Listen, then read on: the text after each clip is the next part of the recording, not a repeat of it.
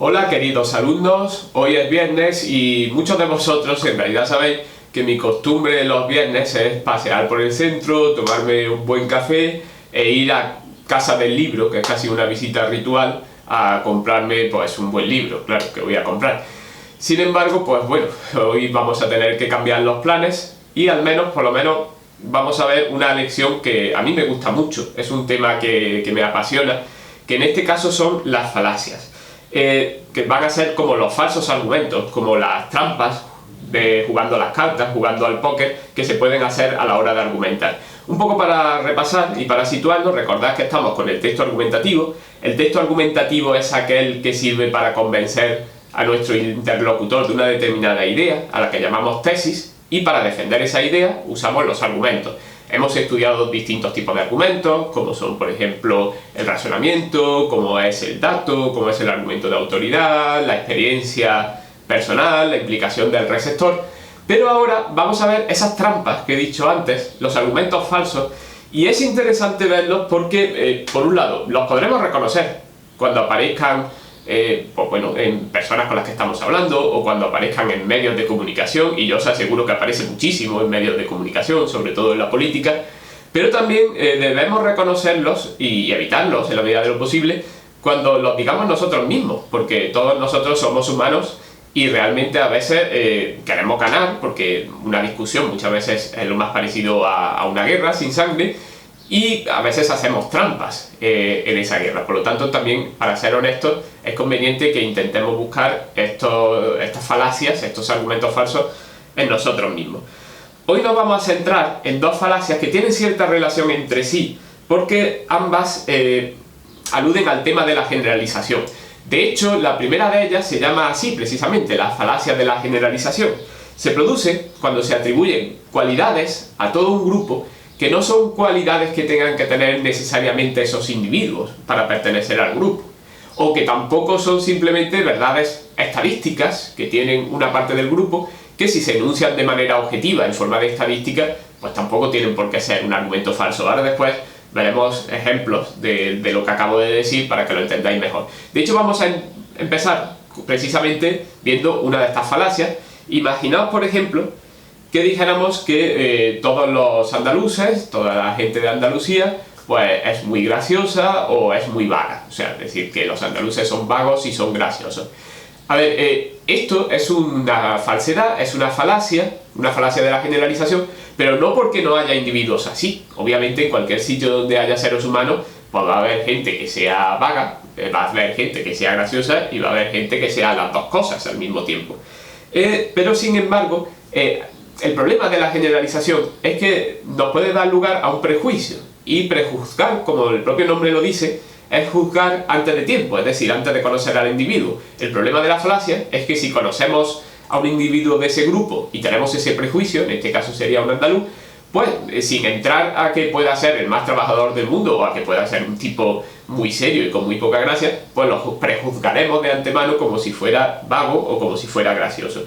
Vosotros buscad ejemplos de todo tipo, porque son muy fáciles de encontrar, no solo ya andaluces, sino que si pensáis en cualquier sitio de España o cualquier sitio del mundo, pues cada lugar tiene su propia falacia de la generalización, tiene su propio prejuicio. Bien, antes he dicho que no sería falacia si se trata de una cualidad que es que ese grupo tiene de manera inherente, es decir, que es una obviedad, no puede dejar de tenerlo. Por ejemplo, si nosotros decimos que los andaluces son aquellos que viven en Andalucía o que en algún momento se han trasladado a Andalucía, pues bueno, es que esa es la mera definición de andaluz. No dice, está generalizando, no tendría ningún tipo de sentido, está en la definición. Más sutil es el hecho de que nosotros establezcamos una verdad estadística y la mantengamos como verdad estadística, es decir, con objetividad. Por ejemplo, si decimos que la gente mayor, los ancianos, generalmente pues tienen más problemas de salud o suelen tener algún tipo de problema de salud, eso si lo enunciamos estadísticamente no es una falacia ni es reprochable, aunque tenemos que tener en cuenta que hay ancianos que gozan de muy buena salud y de muy buena calidad de vida, pero en general podemos decir que estadísticamente la población anciana va a necesitar más cuidados médicos que la población joven. La segunda de las falacias que vamos a ver hoy tiene un nombre bastante gracioso porque se llama la falacia del buen escocés. Ese nombre proviene de un chiste clásico muy corto, que es así. Imaginaos un par de personas y la primera de ellas dice: todos los escoceses son unos borrachos. Y la segunda, pues un poco escandalizado, responde: oiga, mi amigo Macpherson es escocés y él solo bebe agua. A lo que el primero responde: ah, tu amigo Macpherson es que no es un buen escocés. Bien, yo creo que este pequeño chiste ya explica lo que es la falacia del buen escocés, pero por buscar una definición diríamos que es cuando se hace una generalización, o sea, se parte de la falacia anterior, en este caso todos los escoceses son unos borrachos, alguien da un ejemplo bueno, un ejemplo en contra de esa generalización, por ejemplo, mi amigo Macpherson solo bebe agua, y la persona se defiende con una segunda falacia, y lo que hace es rechazar ese ejemplo por razones que no vienen al caso. ¿Qué significa ser un buen escocés? No tiene mucho sentido. Esta generalización, aunque aquí suena a chiste, pero en realidad es muy peligrosa, porque muchas veces sirve para excluir a gente de un grupo, y entonces se puede decir: bueno, este no es un auténtico español, este no es un auténtico francés, este no es un auténtico italiano, ¿vale? Por cualidades que no vienen al cuento. Yo creo que el mejor ejemplo, y siempre me ha gustado, porque viene de una película de un director que es uno de los mejores directores de todos los tiempos de cine, que es Orson Welles, pues os voy a poner un ejemplo que es de la película El extraño, y para que...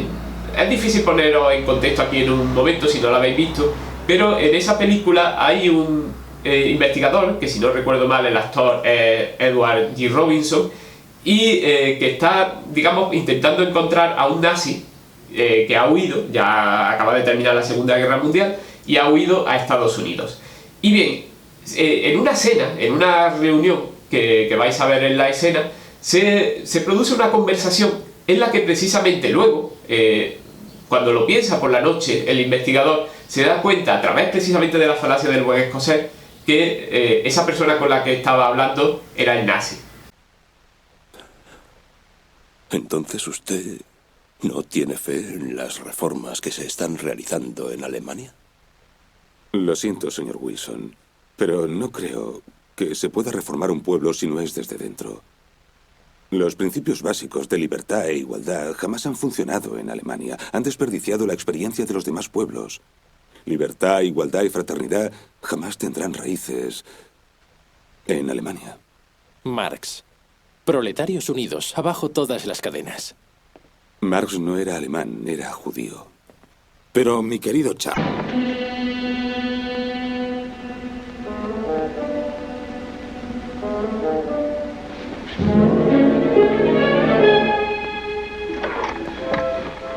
Póngame con Washington, por favor.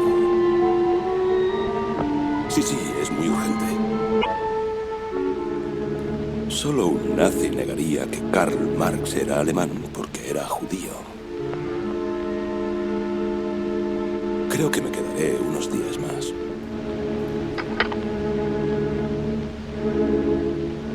Bien, hasta aquí la escena. No sé si os habéis dado cuenta. Voy a seguir la estructura del chiste que he dicho antes, pero aplicado a esta escena. En este caso, el nazi, interpretado por Orson Welles, que en ese momento está intentando ocultar que es nazi, dice: los alemanes no tienen remedio, siempre están pensando en la guerra y por lo tanto nunca podrán cambiar, siempre piensan en la violencia. Y el segundo personaje, en este caso uno más joven, le dice: oiga, Karl Marx era alemán y dijo frases como: proletarios del mundo, uníos, sed solidarios, romped vuestras cadenas.